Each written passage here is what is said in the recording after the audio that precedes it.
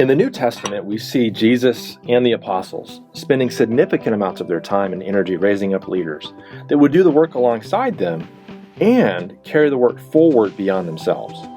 So the question is, how do we identify which leaders to invest time with?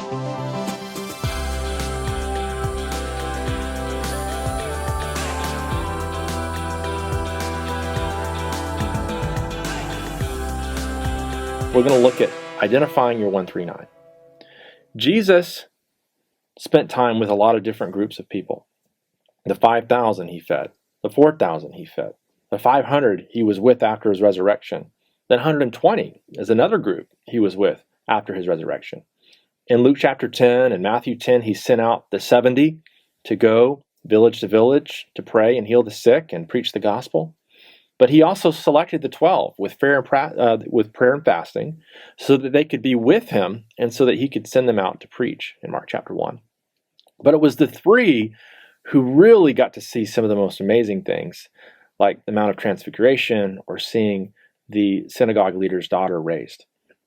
So the question is, of all these groups, where did Jesus invest the most time? Did he do it with the crowds or did he do it with the few? I'm sure we can all agree that Jesus was with the 3 and the 12 the most. So he spent most of his time with less people. Was this because Jesus did not love the 5,000, the 4,000, the 500? Not at all. It was because through them, he could reach more people.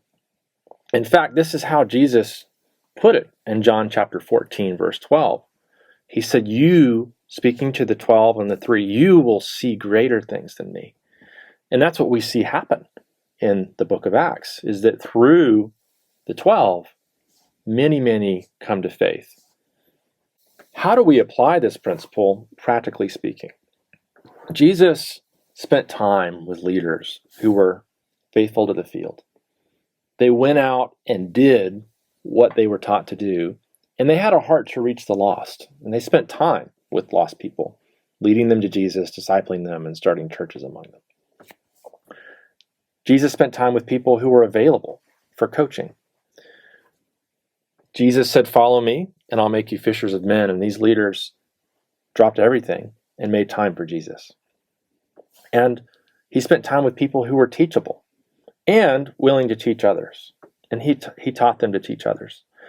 So we need to do the same thing. We need to identify leaders who are FAT, fat.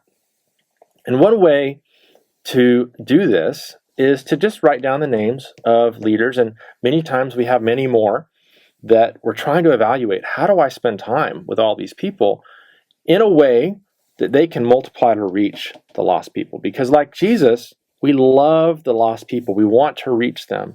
And so we want to focus on the few. So we can evaluate and say, Bob, well, he's very faithful to the field, but maybe he's not so available. He's very busy, but he's very teachable. And Mary, she is faithful, available, and teachable. Joe is not so faithful, but he's always available, and he's teachable, and he's teaching others. And then Matt is faithful, but not very available and not very teachable. So we can say, okay, of these leaders, who do we need to start making sure we get time with?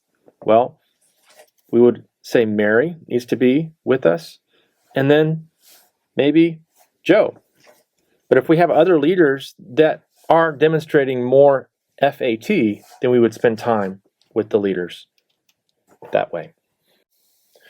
Once we identify the faithful, available, teachable people to invest time in, we can draw a diagram like this, called a 139 diagram, where we draw ourselves, and then I put Mary here because Mary is faithful, available, and teachable, and I've got Joe here, and I'm just not sure who else I need to be spending time with yet, but I'm going to keep looking.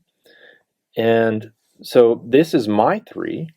And then I want to help coach them to also invest heavily in 3 themselves, their 3.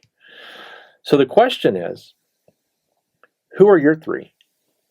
And who are your three's three. Because through the few, we can reach the many.